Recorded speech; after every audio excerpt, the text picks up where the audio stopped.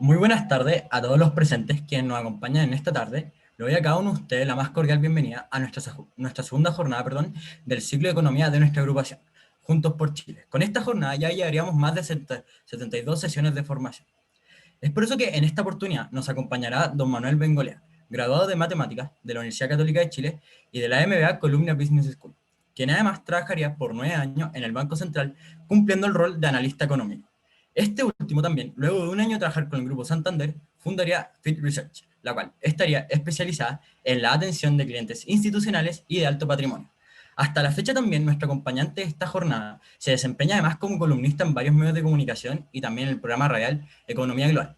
Es por eso que lo recibimos con una cordial bienvenida y un gran aplauso, puesto que será él quien en esta oportunidad nos realizará una charla acerca del Banco Central.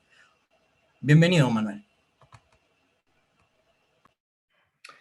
Muchas gracias, bienvenido a todos los quienes escuchan. ¿Por dónde partimos? Quisiera comenzar, don Manuel, con nuestra jornada. Quisiera contarle, que muchos de nosotros en la agrupación somos estudiantes secundarios. A pos de entrar a la universidad, habiendo muchos también de nosotros interesados en carreras relacionadas con economía. Y es por eso que para partir quisiera comenzar a preguntarle si nos podría contar qué es lo que lo motivó a estudiar lo que estudió. Además, ¿qué consejo le daría a aquellos que recién están comenzando con el largo camino que usted ya lleva? Y por último, quisiera preguntarle si el contexto histórico nacional en el cual usted vivía influyó en su decisión. A ver, me estoy cambiando porque la conexión es inestable, así que me estoy viniendo donde al parecer hay una mejor conexión. Avísenme, por favor.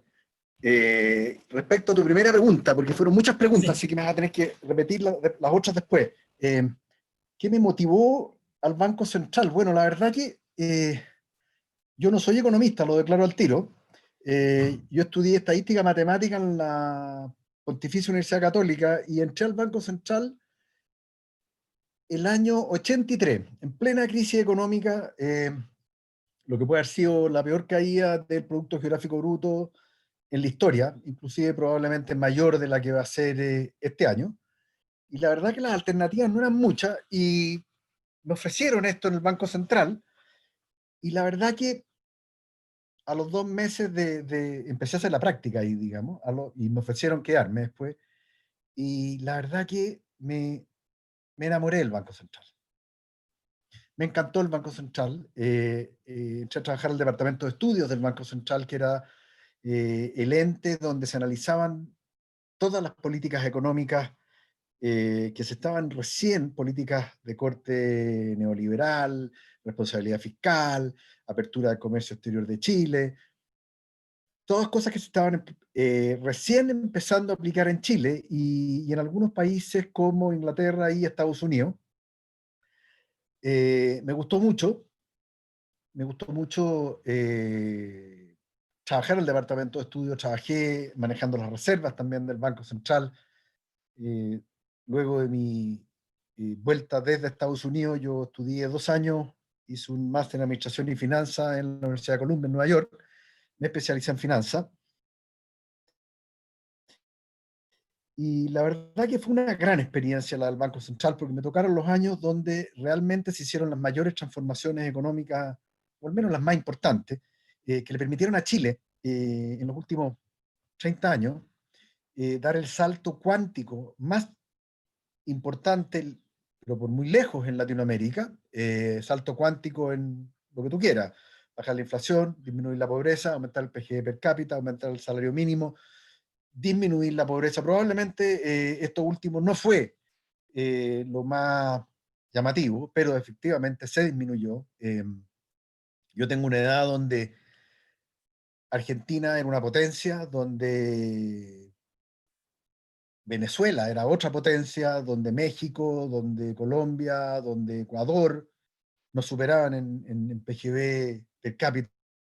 Los países eran productores de petróleo, nosotros escasamente teníamos capacidad de producir algo de petróleo, éramos exportadores básicamente de cobre, y se abrió al exterior la economía, y como te digo, fue una tremenda experiencia. Después me tocó, a la vuelta de mi maestría en Estados Unidos, todo el tema de la independencia del Banco Central, que era algo bastante novedoso, ciertamente totalmente novedoso para el ámbito latinoamericano.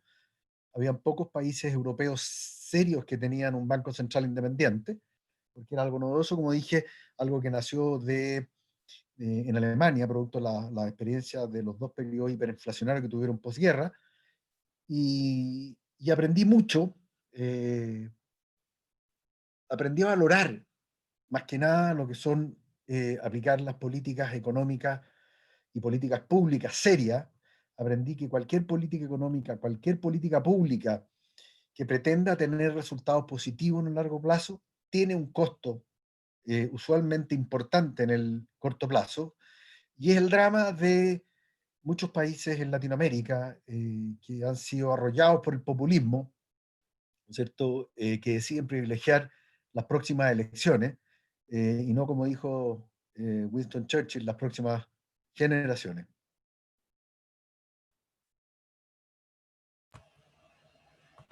Muchas gracias, don Manuel, por haber respondido a mi pregunta. Déjeme decirle que es bastante interesante su respuesta, pero alejándonos un poco del tema anterior, investigando acerca de su biografía, me percaté que usted, a lo largo de su carrera profesional, ha trabajado en muchos lugares. Y quisiera preguntarle si nos podría contar cuáles son los hitos o hechos que más lo han marcado en su carrera profesional, que más recuerde. Bueno, te voy a aclarar que muchos lugares, la verdad que no son muchos lugares, ¿ah? Trabajé en el Banco Central, trabajé un año en el Banco Santander y de ahí me independicé y claro, tuve una compañía que posteriormente vendí, pero seguía haciendo lo mismo y la verdad que le cambié el nombre. Profesionalmente me he dedicado los últimos, te diría, 30 años a asesorar a inversionistas de alto patrimonio, inversionistas institucionales y probablemente con diferentes sombreros, porque tuve una compañía que la vendí. Después me asocié con unos suizos. Yo te diría que, por lejos, la parte más importante de mi carrera fue mi experiencia en el Banco Central, porque tenía dos cosas que eran muy importantes. El proceso de aprendizaje, que es bastante más productivo cuando uno es joven, fue muy importante. Tuve grandes jefes en el Banco Central, partiendo por don Francisco Rosende, que en paz descanse, gran macroeconomista. Tuve a Juan Andrés Fontaine, que fue hasta hace poco ministro de Economía. Tuve a Nicolás Aguirre, que fue dos veces ministro de Hacienda, ministro de Educación en el último gobierno de la presidenta Bachelet. Yo te diría que muy por lejos eso. Y mi segunda experiencia, te diría yo, más notable ha sido la última, cuando me asocio con una empresa suiza que se dedica a asesorar inversionistas de alto patrimonio, porque me tocó cambiar el switch. Nosotros partimos asesorando inversionistas en la parte doméstica.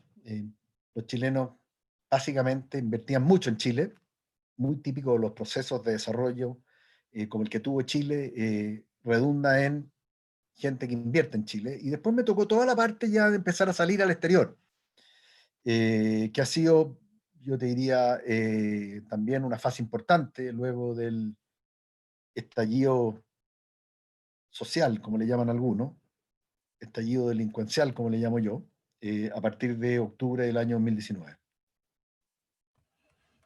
Perfecto, muchas gracias. Ahora, yendo al tema que nos convoca, el Banco Central. Usted, que trabajó 9 años en la institución, ¿quién más adecuado para hablar de esta última? Quisiera preguntarle, si nos podría contar acerca de la institución, por ejemplo, ¿cuál es el rol que cumple? ¿Por qué es tan importante, por ejemplo? ¿O cuáles son las distintas ramas que lo componen? El Banco Central, te diría yo, tiene dos roles que son los más conocidos y los más típicos. La primera de ellas, ¿no es cierto?, es lo que se llama la estabilidad de precios. Sabemos lo que hace la inflación, sabemos el sufrimiento que implica los aumentos en la inflación, sobre todo en la gente más pobre. Tenemos la experiencia de Venezuela, tenemos la experiencia de Argentina, para saber lo dramático que es. Por lo tanto, yo te diría que su primer rol es la estabilidad de precios. El segundo rol del Banco Central es asegurar lo que se llama los medios de pago.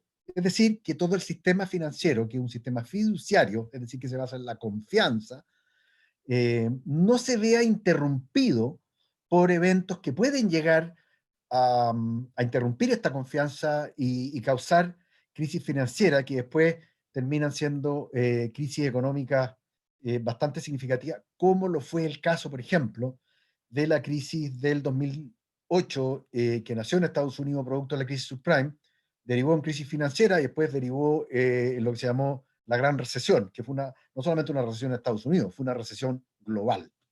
Yo te diría que esas son las dos cosas o los dos roles más importantes del Banco Central. ¿Qué es lo que sucede además?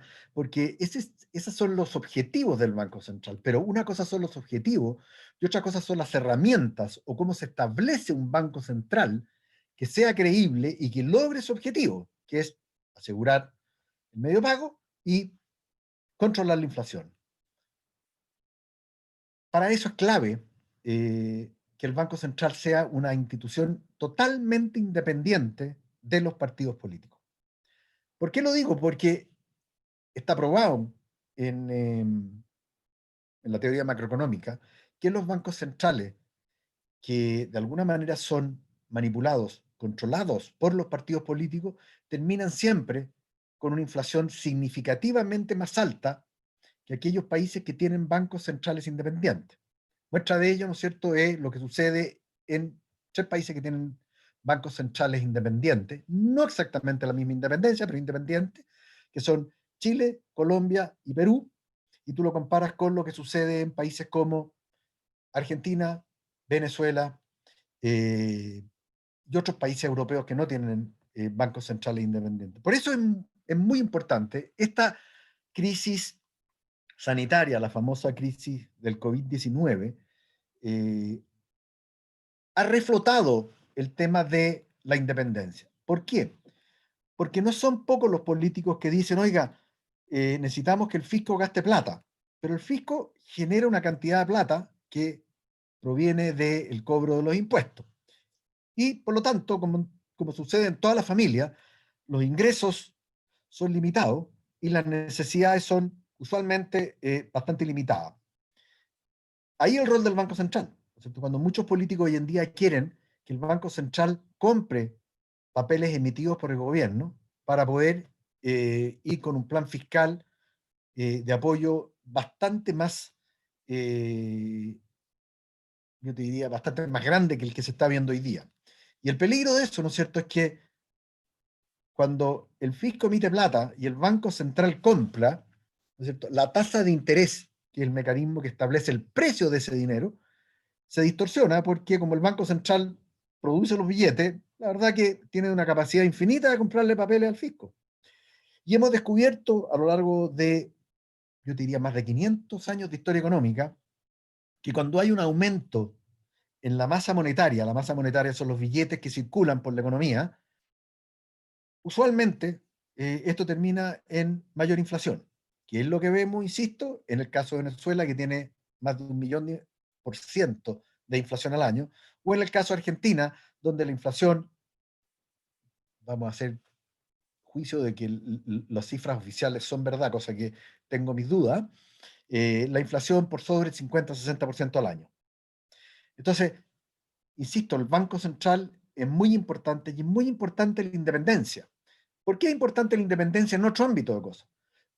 Porque como vemos, el Banco Central produce informes de política monetaria. Produce 4 informes de política monetaria al año. ¿Qué es lo que hace el Banco Central? Bueno, el Banco Central, el presidente del Banco Central, el Banco Central está compuesto por 5 consejeros que son nominados por los partidos políticos y ratificados por la autoridad política, el Senado, ¿cierto? Ellos escriben un informe de política monetaria y el presidente del Banco Central usualmente da una opinión respecto de determinadas materias que están incidiendo en el tema de la inflación, el tema del crecimiento económico, porque el crecimiento económico también tiene un impacto en la inflación. Un crecimiento económico muy robusto produce exceso de demanda y ese exceso de demanda produce inflación. Un crecimiento muy pobre o decrecimiento, lo que estamos viendo hoy día, produce un déficit de demanda y un déficit de demanda produce o puede llegar a producir deflación, que es el problema que tienen, entre otras cosas, países como Europa y Japón, la famosa deflación. Entonces, es importante las señales que emiten estos consejeros que son muy preparados, tendrán su corazón político, pero son apolíticos, en el sentido de que ellos emiten opiniones que no tienen que ver con la política contingente. Hemos visto en algunas ocasiones que las opiniones del Banco Central molestan al mundo político, y lo molestan, por supuesto, porque le hacen ver al mundo político ciertas actitudes irresponsables por estos que pueden llegar a alterar ya sea el crecimiento económico, la inflación, el empleo, etcétera, etcétera, etcétera, todas las variables económicas que te puedas llegar a imaginar.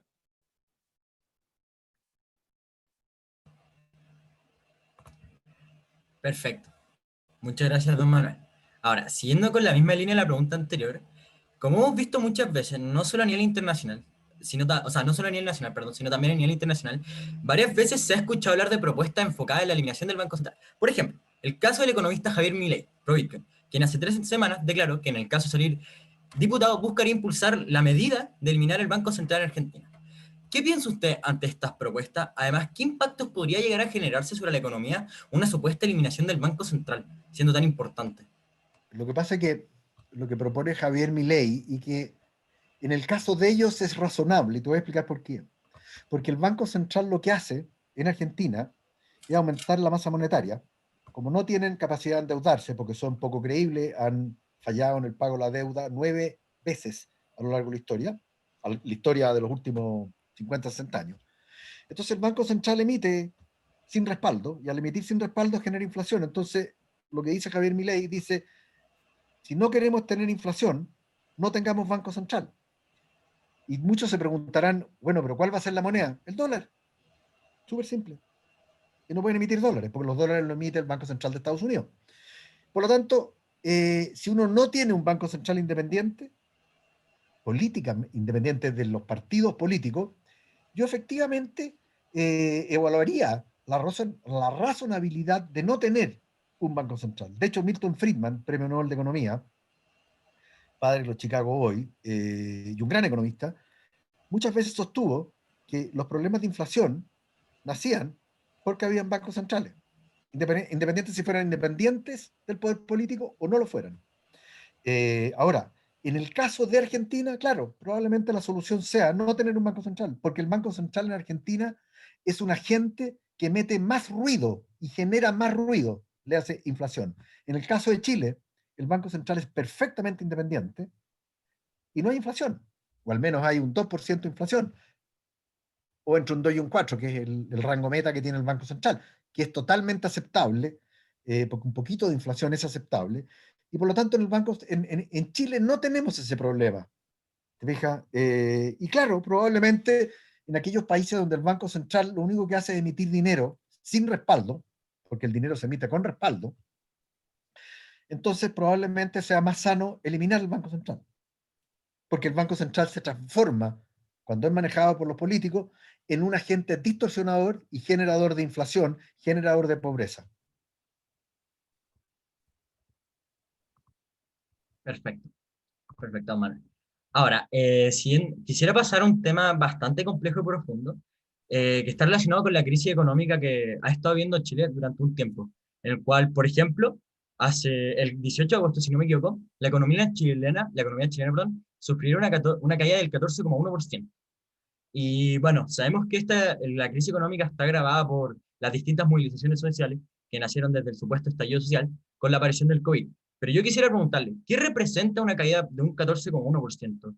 Y desde su perspectiva, ¿qué medidas o qué prácticas se podrían tomar por parte del Banco Central para afrontar esta situación? Bueno, a ver, la caída del 14% fue en agosto. ¿Ah? Hay que tener cuidado porque no nos olvidemos que parte de la solución del COVID-19, yo creo que fue un error, pero muchos, muchos se compraron esa teoría. Había que hacer distanciamiento social, lo cual implicaba quedarse en la casa. Quedarse en la casa significa que uno no puede trabajar, no puede salir a comprar, y produjo un desplome de la demanda agregada. Desplome de la demanda agregada que terminó en una caída del 14%. Eh, lo importante, porque un mes es muy poco tiempo en economía como para tomar o como para ver la perspectiva más amplia. este año va a haber una caída del crecimiento económico, una caída que va a ser alrededor del 5%, pero déjame decirte que Europa, como promedio, va a caer 10%. O sea, países como Alemania probablemente caigan 8, países como Europa, Italia caigan 12 o 13. O sea, en el año, no en un mes, que es lo que estamos hablando. Entonces, ¿cuál es el rol del Banco Central? Bueno, el rol del Banco Central en estas crisis que son muy puntuales y pasan rara vez, esta crisis que estamos viviendo pasa cada 100 años. La última crisis sanitaria, que fue la gripe española, fue en el año 2018-2019. Por lo tanto, son más de 100 años. ¿Cuál es el rol del Banco Central? Bueno, el rol del Banco Central, primero que nada, es proveer la liquidez suficiente para que esta crisis económica no derive en una crisis financiera y que la crisis financiera agudice aún más la crisis económica. Hasta ahora la pega la ha hecho bastante bien, no solamente ha sido el Banco Central de Chile quien ha intervenido masivamente en los mercados financieros, vía aportar liquidez, lo ha hecho el Banco Central de Japón, el Banco Central de Inglaterra, el Banco Central de Europa, el Banco Central de Estados Unidos, el Banco de Canadá, el Banco de China, etcétera, etcétera. La mayoría de los bancos centrales del mundo han hecho las mismas políticas.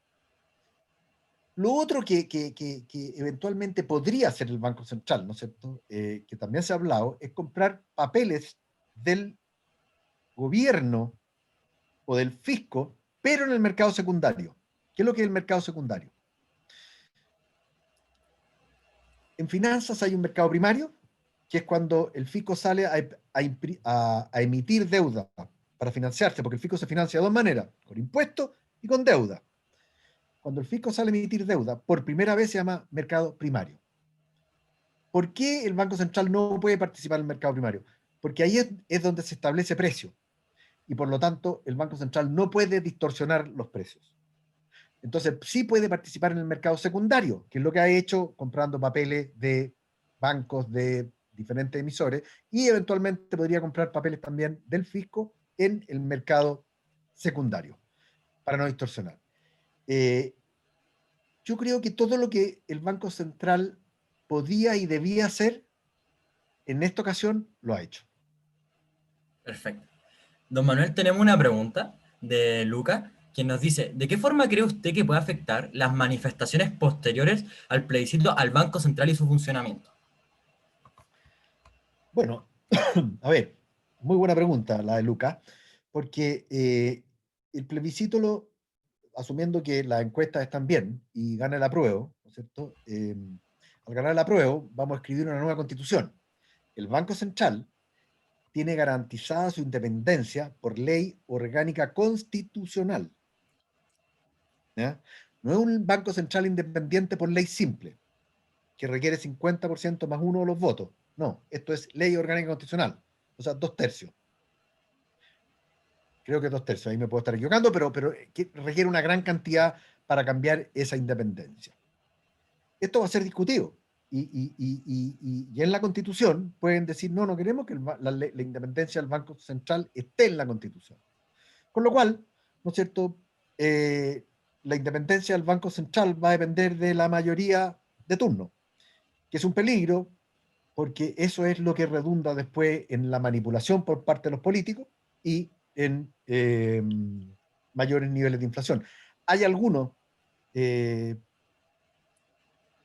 senadores que han propuesto que el Banco Central debería responder políticamente por sus actos, lo cual es una soberana estupidez, porque eso significa quitar la independencia al Banco Central.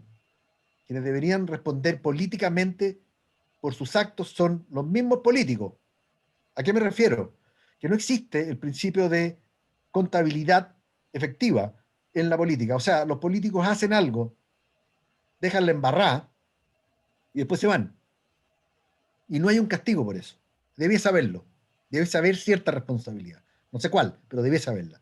Por lo tanto, yendo al punto de cuál puede ser el efecto de este plebiscito, bueno, este plebiscito lo que puede hacer es poner en riesgo la independencia del Banco Central. Al poner en riesgo la independencia del Banco Central, pone en riesgo la estabilidad de precios y el rol del Banco Central en la economía. Así que Mala cosa, yo me espero que el prestigio que tiene el Banco Central, que ya tiene más de 30 años de independencia, el prestigio que tiene el Banco Central a nivel mundial, haga a los políticos pensar y no caer en el populismo barato, ¿no es cierto? Y continuar con un Banco Central independiente, porque es importante. Porque quienes sufren con la inflación son, en mucho mayor proporción, los pobres. Ujú. Perfecto. Esa era la pregunta que había de Luca. Ahora, continuando con el tema del plebiscito y todo eso, investigando un poco, me he percatado, perdón, que varios inversionistas afirman que un presunto cambio en la Constitución puede llegar a tener efectos negativos sobre nuestra economía. ¿Y nos podría explicar cuáles son estos supuestos efectos y el por qué un presunto cambio en la Constitución puede llegar a tener tales efectos? Por supuesto. La economía se compone, yo te diría, de tres eh, elementos muy importantes. El primero de ellos es el consumo que tienes tú, que tienen tus papás, que tienen tus abuelos, ir a comprar al supermercado, los alimentos, comprarse un refrigerador, una televisión, salir a pasear, etcétera, etcétera, etcétera. Eso es consumo. Hay consumo privado y consumo de gobierno, pero vamos a hablar solo de consumo. El segundo factor es la inversión. ¿Qué es la inversión? Bueno, hay que tener tendido eléctrico para poder traer electricidad, hay que tener puentes para que puedan transitar los autos, hay que hacer, invertir en estaciones de servicio para poder echarle benzina a los autos, hay que, todo eso es inversión. Eh, Cosa que está a cargo de las empresas y también del fisco, porque el fisco también invierte. Y el tercer factor es exportaciones menos importaciones. Chile es un país exportador y es un país que depende mucho de los mercados externos. Como nosotros exportamos celulosa, cobre, salmón, lo que se llama bienes básicos que hay un precio dado, nosotros no podemos controlar los precios, es poco y nada lo que podemos hacer en las exportaciones, salvo tener una institucionalidad doméstica y tener una infraestructura acorde para tener o hacerle fácil la vida a quienes exportan y quienes consumen. Entonces, dejando fuera las exportaciones, tenemos dos actores, el consumo o el consumidor y el inversionista, emprendedor, porque, a ver, no solamente invierten los grandes grupos económicos, el señor que pone un kiosco en la esquina para vender diario, para vender chicle o para vender papas fritas, también es una inversión, ¿no es cierto? Y estas empresas pequeñas explican el 80% del empleo, por lo tanto son muy importantes para el funcionamiento de la economía. Entonces, como consumidor, cuando tú tienes un cambio constitucional, donde puede cambiar, desde luego te pueden decir, oiga, los fondos de ahorro de las pensiones, que son de los trabajadores, ya no van a ser más de los trabajadores. Los vamos a expropiar, cosa que hizo Argentina y cosa que algunos, muy pocos por suerte, en la izquierda radical proponen. Frente Amplio, Partido Comunista, propone expropiarlo, lisa y llanamente. Y algunos también en el sector de más centro izquierda. ¿Cuál va a ser la reacción de un consumidor, un señor de 45 años, que ha logrado ahorrar, no sé, 30 millones de pesos para su jubilación, que le quiten eso? ¿Qué es lo que va a hacer él? Él va a tener que inmediatamente consumir menos y ahorrar más. ¿Qué es lo que va a pasar con el consumo? Va a caer. ¿Qué pasa con el señor que dice, oiga, con este cambio de constitución, las empresas no van a invertir y probablemente las empresas empiecen a achicar su dotación? Por lo tanto, puede perder la pega. ¿Cuál va a ser mi reacción? Chuta, si pierdo la pega, más vale me pongo a ahorrar más rápido para tener algo de ahorro en el evento que venga eso. ¿Qué significa eso? Menos consumo. ¿Qué es lo que hacen los empresarios o los emprendedores? Si a mí me van a cambiar las reglas del juego, por ejemplo, la propiedad privada, por ejemplo, el agua que es un factor muy importante, no para el consumo doméstico, sino que también para la agricultura. Nosotros somos un país agroalimentario que exporta muchos alimentos. Para producir esos alimentos necesitamos tener agua y no podemos depender de, de la, de, la, de la mayoría de turno en política. Tenemos que tener reglas claras porque invertir en un campo, plantar, ¿no es cierto?, requiere mucho dinero pero también necesitamos plantar y saber que vamos a tener agua. Si me la expropian, ¿qué voy a hacer? No voy a invertir. Y te puedo dar muchos ejemplos. Por lo tanto, ¿qué es lo que pasa con los inversionistas? Dejan de invertir. Al dejar de invertir, cae el empleo. Al caer el empleo, ¿no es cierto? Caen los salarios, cae el consumo y empieza el círculo vicioso. Menos inversión, menos consumo, menos crecimiento, que redunda en menos inversión, menos consumo. Vivimos algo parecido en el periodo de la expresidenta Bachelet, cuando subió mucho los impuestos, cambió ciertas reglas del juego, ¿y qué es lo que pasó? Tuvimos 4 años consecutivos de caída en la inversión, 4 años consecutivos de caída en la inversión, sin mediar crisis externa. Eso no había pasado en la historia económica moderna de Chile. ¿En qué redundó eso? Mercado laboral, con las tasas de desempleo aumentando, los salarios creciendo apenas, de hecho hubo caída de salario, ¿no es cierto? Y tuvimos cerca una recesión, solamente porque cambió las reglas del juego en cosas tan básicas como los impuestos. Imagínate tú que lo que vamos a cambiar ahora es mucho más que los impuestos. Ujú. Entonces, Entiendo. por eso la discusión de una constitución durante 2 años lo que va a ser caer la inversión y va a ser caer el consumo, o por lo menos inhibir en forma importante el consumo. ¿Por qué es importante esto? Porque si uno le suma los 4 años de la expresidenta Bachelet la caída en la inversión, en el gobierno del señor Piñera van a llegar a 2 años, más 2 años de caída. Entonces, en 8 años vamos a sumar 6 años de caída en la inversión. Eso es hipotecar el crecimiento futuro. Hipotecar el crecimiento futuro significa menos empleo y salarios más bajos. Ujú. Perfecto. Tenemos una siguiente pregunta de Maximiliano Maturana, que le dice lo siguiente. Si en un caso completamente teórico, el alcalde Daniel Jadwe u otro político, perdón, más o menos de su sector, llegara a la presidencia, ¿la economía estaría en peligro? Y si es así, ¿el Banco Central podría detener esa caída del crecimiento en nuestro país? El Banco Central puede ayudar a suavizar las caídas y a suavizar los excesos, porque los excesos producen inflación. En el evento de claro, que la gente elija a un representante del Partido Comunista, eh, claro, o sea, imagínate que si la presidenta Bachelet causó una caída muy importante en el crecimiento económico, una caída muy importante en el empleo y un estancamiento en los salarios, yo creo que esto sería aún peor con el caso de un presidente comunista como Daniel Jadwe, agregándole que tenemos el problema de que además tenemos la incertidumbre que produce todo el proceso de discusión constitucional. O sea, la verdad que el escenario sería muy malo. El Banco Central eh, puede ayudar, pero ese escenario de incertidumbre por el tema constitucional, en ese escenario por un representante del Partido Comunista siendo presidente de Chile, el Banco Central es poco lo que puede hacer.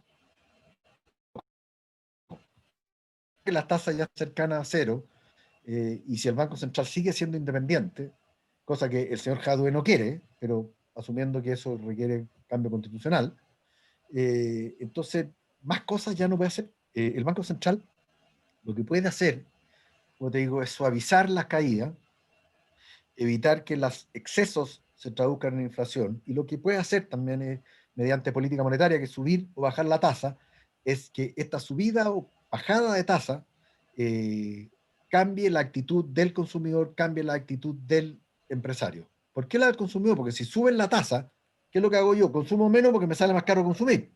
Si bajan la tasa, consumo más porque me sale más barato consumir. Pero la decisión de consumir depende del ingreso. La tasa de interés lo que hace es adelantar o retrasar esa decisión. Y ese es Ujú. el rol del Banco Central. Pero si yo tengo en peligro mi ingreso, o sea, si yo estoy desempleado, ¿qué saco con que el Banco Central suba o baje la tasa? Está con nada.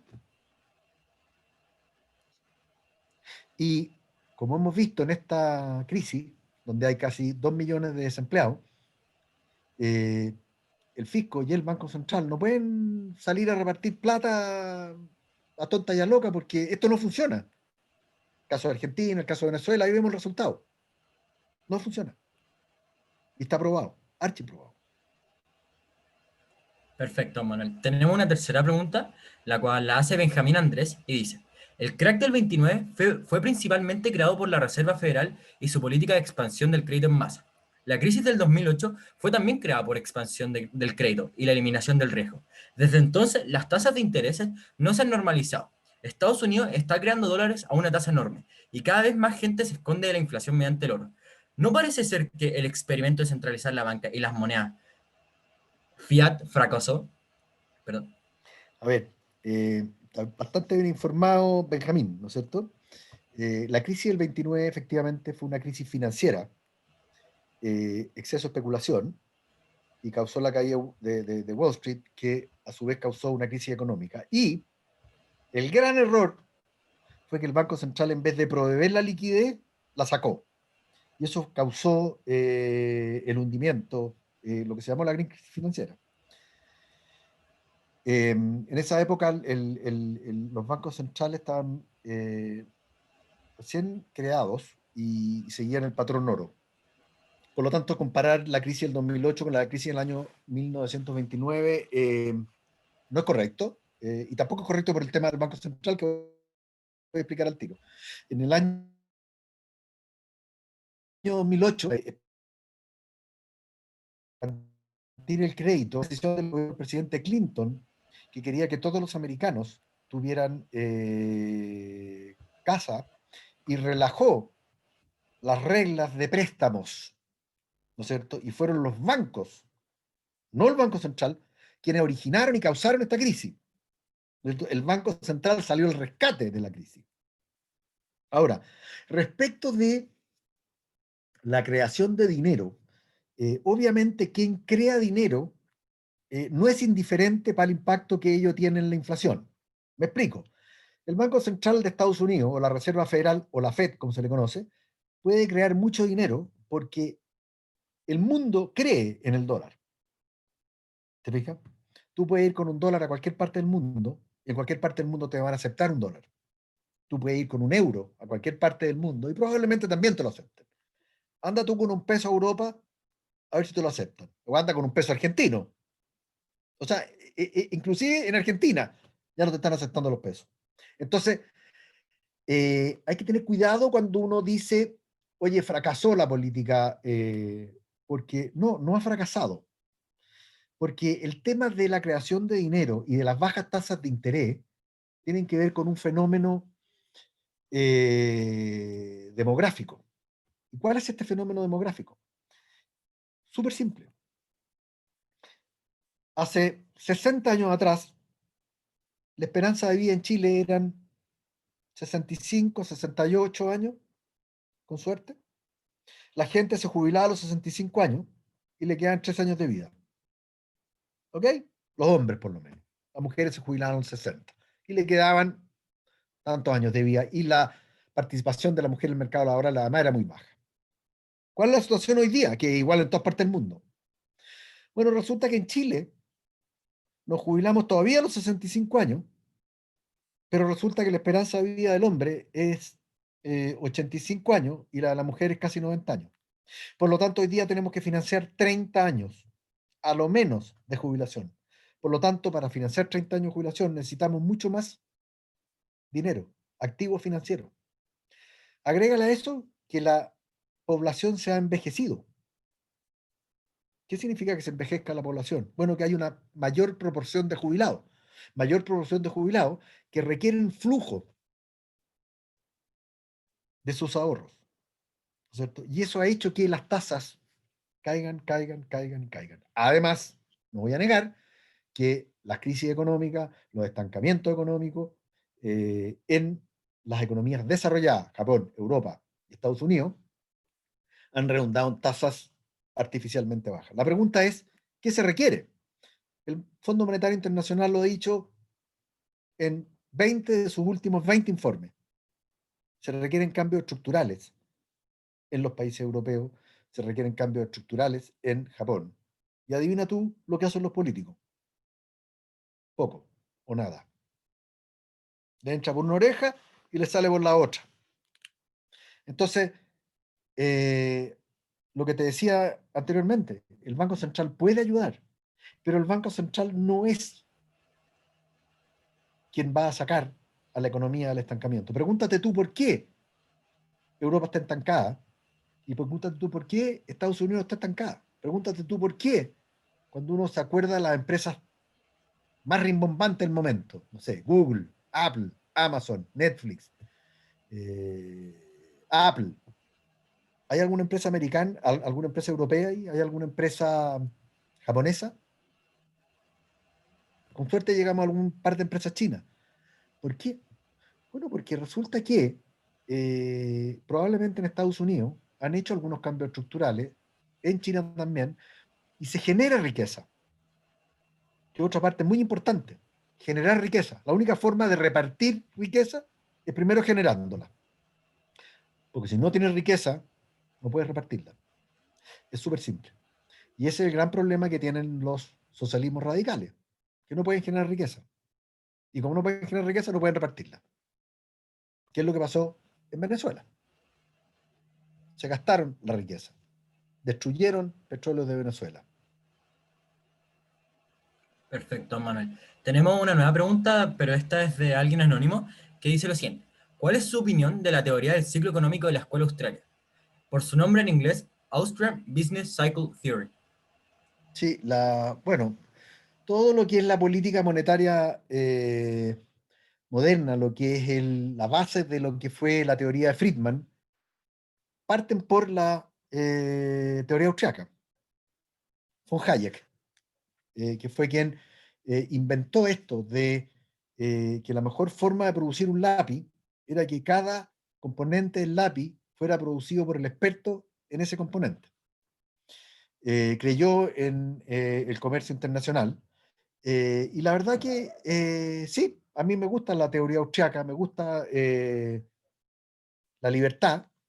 eh, no uso la palabra neoliberal porque está tan abusada por los izquierdistas radicales que, que tiene una mala connotación, pero me gusta la libertad. Me gusta la libertad no solamente para emprender, me gusta la libertad en todo sentido. Me gusta la libertad de expresión, me gusta la libertad religiosa, me gusta todo. O sea, la libertad completa. Yo creo que eso es súper sano. Se ha probado, ¿no es cierto?, que aquellos países que gozan de mayores niveles de libertad gozan de mayores niveles de ingresos. Perfecto, Manuel. Tenemos una sexta pregunta, nuevamente alguien anónimo, que nos dice, ¿existe la posibilidad de que el individuo sea capaz de hacerse responsable sobre su expectativa de vida en su jubilación? Tomando, por ejemplo, de que el individuo se haga responsable de su expectativa de vida hasta los 75 años. Saludos. Sí, esa es la gran diferencia entre un liberal las economías socialistas, dirigistas, donde alguien dirige, ¿no es cierto? Yo soy gran creedor de que todo el progreso que hemos visto en los últimos 200 años es gracias al capitalismo. ¿Qué es lo que es el capitalismo? Bueno, básicamente lo que te dice es, si usted trabaja duro, usted va a ser dueño de su esfuerzo. ¿Qué es lo que dice el socialismo? Nosotros vamos a proveer, señor. Por lo tanto, es indiferente si usted hace o no hace esfuerzo. Craso error. Esto es súper simple. El capitalismo es, usted quiere pescado, señor, toma ahí tiene una caña de pescar. Vaya a pescar. El socialismo que lo que hace te regala pescado. Genera clientelismo, genera una relación que es muy mala, que es de dependencia, que a mí no me gusta.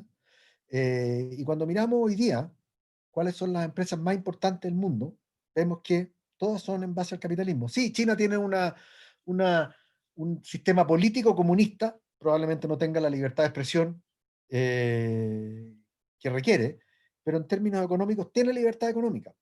¿Te fijas? Hay libertad para crear, y el que crea y se hace rico creando, no lo expropian. Esa es la base más esencial. Perfecto, Manuel. Tenemos una séptima pregunta de Cristóbal Mancilla, en este caso, que le dice, buenas tardes, Buenas tardes, Manuel, perdón. ¿Usted ve viable el anarcocapitalismo?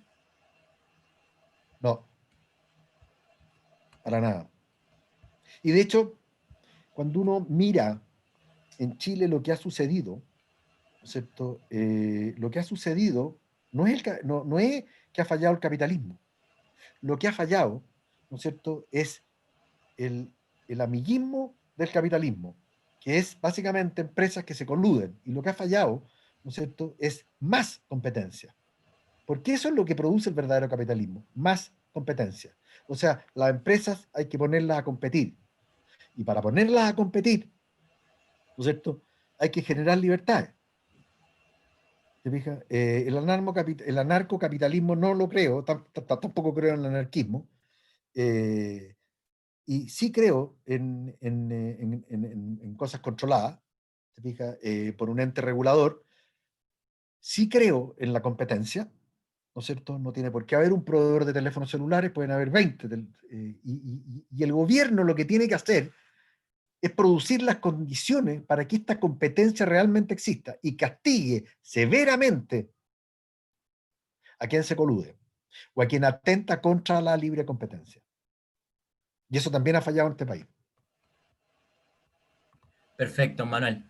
Tenemos una nueva pregunta de Maximiliano Maturana nuevamente y dice, considerando que todos los cambios políticos y sociales que se están dando, ¿cree que Chile evolucione hacia una socialdemocracia? A ver, la primera pregunta es, ¿qué es lo que es una socialdemocracia? Que me la definan. Es que es un Suecia, porque Suecia no es una socialdemocracia, Suecia es un país capitalista. Eh, yo espero, para evitar las definiciones rimbombantes porque no ayudan en nada, yo espero que Chile transite hacia mayores niveles de libertad. Espero que el gobierno ejerza un rol de cautelar el orden público, cosa que no ha hecho últimamente. Espero que el gobierno ejerza un rol de generar las condiciones para que exista plena competencia, de manera, ¿no es cierto?, de que el hijo inteligente de un trabajador pobre tenga las mismas posibilidades que el hijo inteligente de un hombre rico. Eso es un buen gobierno.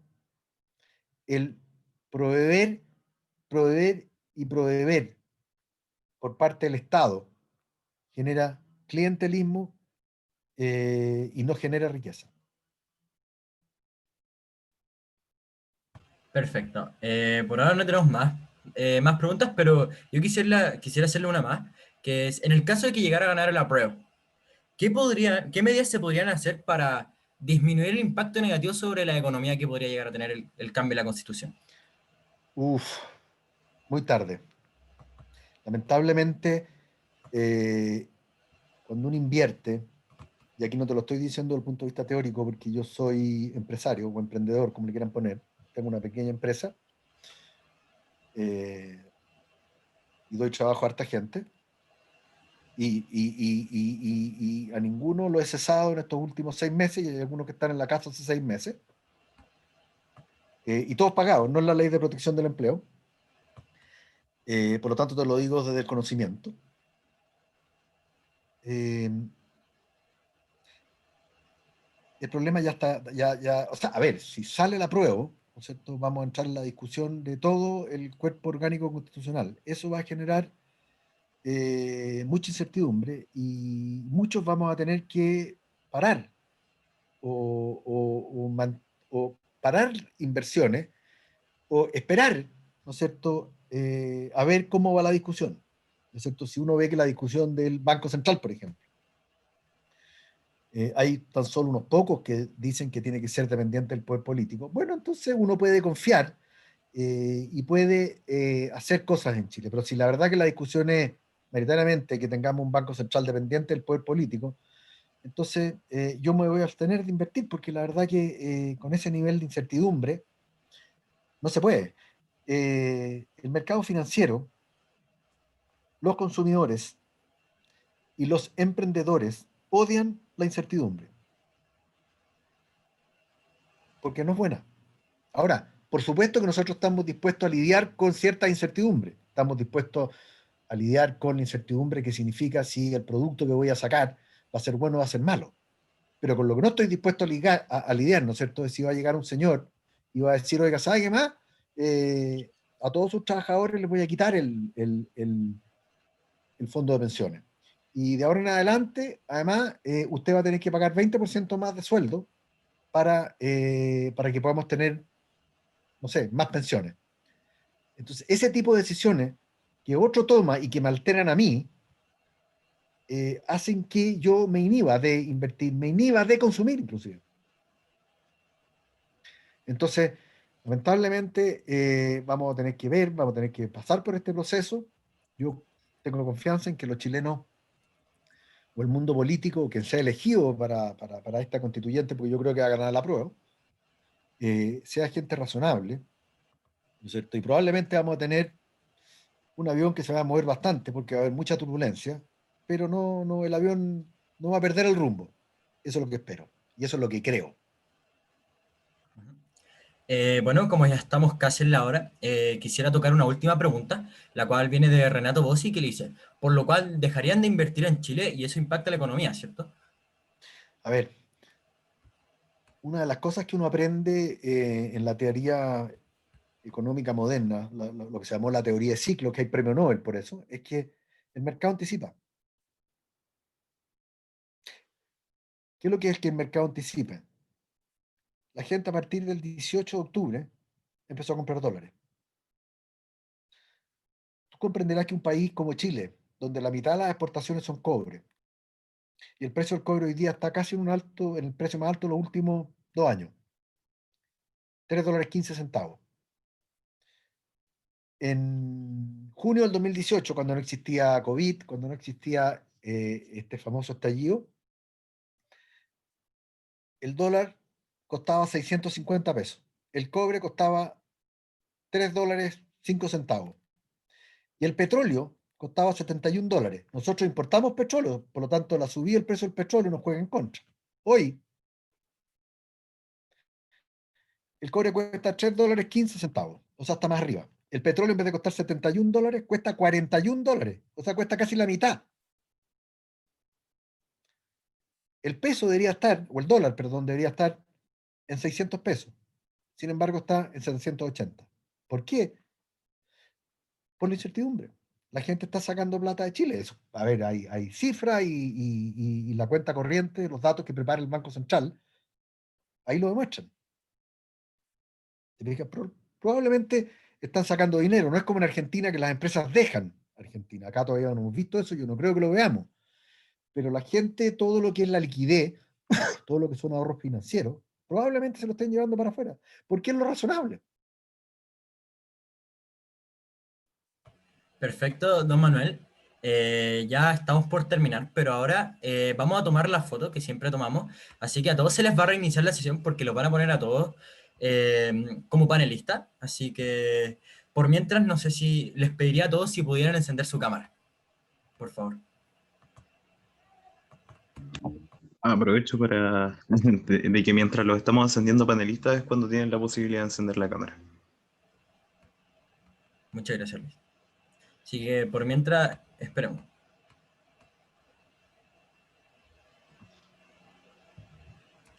Ahora, por mientras, don Manuel, mientras la gente prende su cámara, quisiera preguntarle si nos podría dejar una última reflexión final a nosotros como jóvenes, Ustedes, por por lo que favor. veo que son muy jóvenes, me da mucha envidia porque yo también pasé por eso. Eh, yo también fui joven, también tuve un proceso como el de hoy día, o sea, pasé por un proceso parecido, en famoso sí y no, al final de la dictadura, y habiéndome podido quedar en Estados Unidos, decidí volver a Chile, porque le tenía fe a Chile. Eh, Ganó el no, y de hecho trabajé muchos años, algunos años en el Banco Central y después decidí emprender. Entonces lo que le digo a todos ustedes jóvenes, que tengan claro que su éxito va a depender de su esfuerzo, en todo orden de cosas, profesional, de emprendimiento, todo. Entonces, no se dejen embaucar por el mundo político. El mundo político capta votos, necesita votos para llegar al poder, y por lo tanto tiene ahí una pequeña falla. Yo creo firmemente en la democracia, y mi recomendación y mi reflexión sería, piensen bien, porque si ustedes creen que necesitan la asistencia de otro para poder salir adelante, eh, estamos mal, ¿no es cierto? Sin embargo, si creamos las condiciones para que nuestro propio esfuerzo sea lo que nos saca adelante, eso es lo que vale la pena. Así que ustedes, que son todos jóvenes y pueden cambiar este país, algo hice yo en ese cambio hace muchísimos años atrás, piénsenlo, juéguensela. Yo sé que hay muchos pobres, yo sé que hay mucha desigualdad en Chile, estoy perfectamente consciente de ello, pero no existen las recetas mágicas, no existen los caminos cortos, existe el camino del esfuerzo para lograr un objetivo que realmente valga la pena al final del camino. Muchas Una gracias, don Manuel, por su pregunta, reflexión.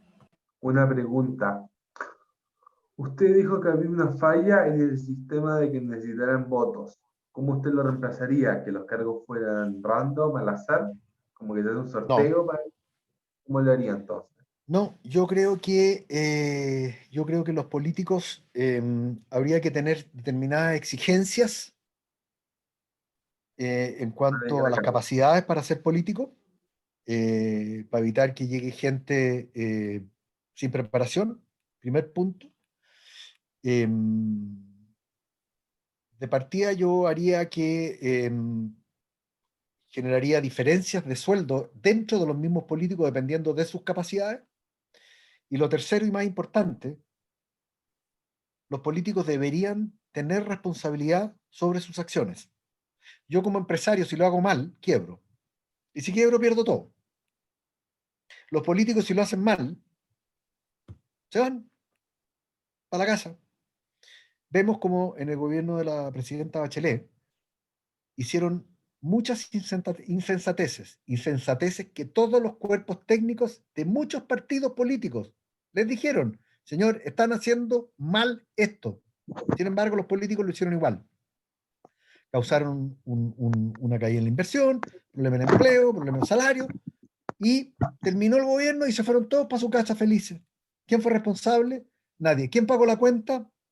Nosotros, los consumidores y los emprendedores. Nosotros pagamos la cuenta. Entonces, eso es lo que yo digo. Sigamos con la democracia, pero los señores políticos tienen que tener algún grado de responsabilidad, tanto por si lo hacen bien como por si lo hacen mal. Una Eso es lo que yo pregunta. digo. El Una esfuerzo pregunta. tiene que ser recompensado.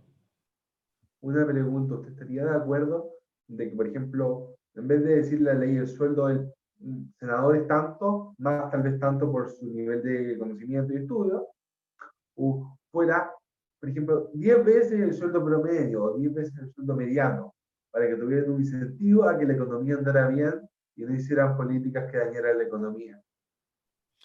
Es un buen punto el tuyo. Es un tema que no soy experto político, así que, pero sí sé algo de microeconomía básica, que es lo que se requiere de repente para contestar eso. Eh, a ver, el sueldo muy bajo, por supuesto que encarece la política y es injusto, ¿no es cierto? Porque la verdad que, como en todas partes, un buen sueldo asegura un buen ejecutivo. Sí. Pero no es un sueldo Ahora, bajo, es un sueldo que si tú se me calcula en preguntas, base a cómo vende la economía en aquel momento. Cuando la economía va mal, baja el sueldo, y cuando la economía va bien, sube el sueldo. A eso me refiero yo. sí, a ver, eso es un muy buen punto. De hecho, hay una discusión bastante importante con los empleados fiscales, donde son mucho mejor pagados que los empleados privados, a pesar de que son 30% menos productivos. Tienen inamovilidad funcionaria, o sea, pueden hacer cualquier cosa y no los echan, salvo que los pillen robando flagrantemente, no sé. Entonces, hay que hacer un gran ajuste en el Estado, hacer el Estado más eficiente, pero la verdad que los políticos tienen al Estado para granjear favores, para capturar cuotas de poder, y tenemos un Estado que está un poco anquilosado. Se necesita cambiar eso. Ahora, el problema es que quienes cambian eso son los políticos, y los políticos no tienen interés en cambiarlo. Señores, llevamos más de una hora y tengo otra reunión, así que a pesar de que Sí. esto está muy entretenido, sepan ustedes que soy profesor, así que me gusta esto, los tengo que dejar. Eso, don Luis Gallardo me acaba de decir que prendan toda la cámara porque va a tomar la foto de inmediato. Por favor. Así que quienes puedan, para que finalicemos y tomemos la foto para que el profesor pueda ir a su actividad. La tomo en 3, 2, 1. Listo. Muchas gracias.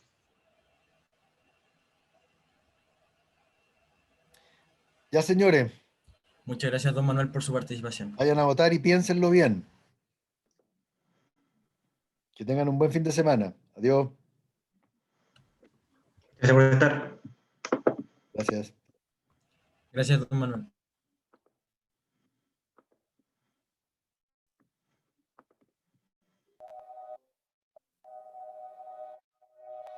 Chile es el BIN. Les diría que se la jueguen por las cosas que creen. Porque yo sí creo que los jóvenes tenemos mucho que decir. Esa responsabilidad es nuestra responsabilidad es nuestra deficiencia comunicacional. Nosotros debemos aprender a comunicar mejor y nosotros debemos llegar a esas personas. Es nuestra misión que esas personas nos escuchen y entiendan nuestro mensaje.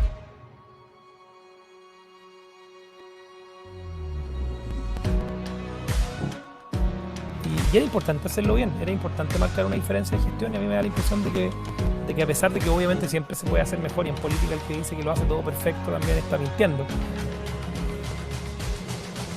Si el sentido común se va, bueno, estamos fregados de partida, jugamos en una cancha que ya no nos corresponde y no tenemos nada que hacer. Ustedes están rompiendo en eso, están generando las oportunidades. Las ideas y personas que cambian Chile están hoy aquí.